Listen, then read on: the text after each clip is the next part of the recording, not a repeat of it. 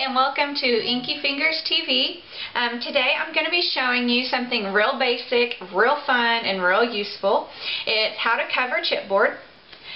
What you're going to need for this project is chipboard, obviously, some pattern paper, a pencil, either basic gray or some kind of files or emery board or sandpaper, a brayer, which is optional. I like to use it, but it's not necessary. And then you need a glue stick. Okay, so the first thing we're going to do is we're going to take our chipboard and we're going to flip over our pattern paper and we're going to go ahead and trace the shape of the chipboard on the other side of the pattern paper. Then we're going to take our scissors and we're just going to trim the shape right out of the pattern paper.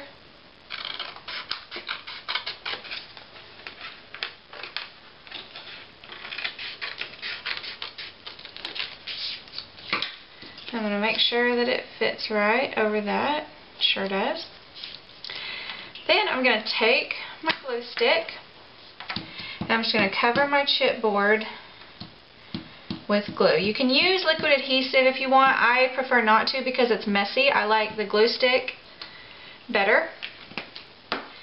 Take your pattern paper and put it right over that chipboard. You have a few minutes for it to be kind of slick, so you can kind of move that pattern paper around and get it real nice and on there.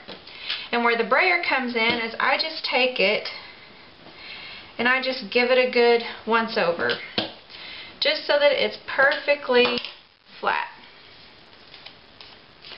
Okay, so once you've done that, you're going to take your sandpaper or your file, which I prefer to do this. If you can get a hold of a basic gray sanding kit, it is the best money that you'll ever spend. It is worth every penny.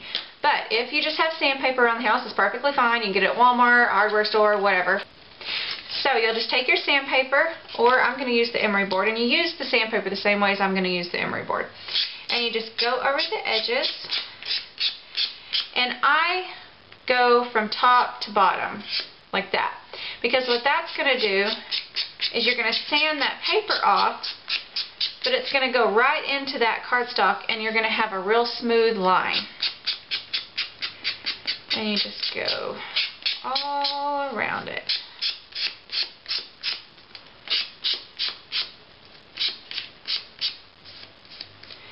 And if you have pattern paper that has a white core, it really looks good.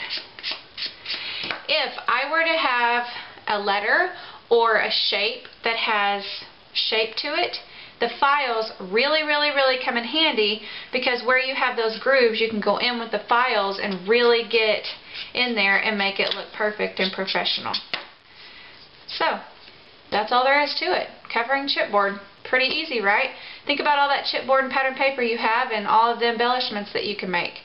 So, I hope that this helped you out. If you have any questions, contact me. Hopefully I can answer your questions. And if not, go ahead and join us and check out the blog at inkyfingershappen.blogspot.com. Thanks for joining us. I can't wait to see your projects.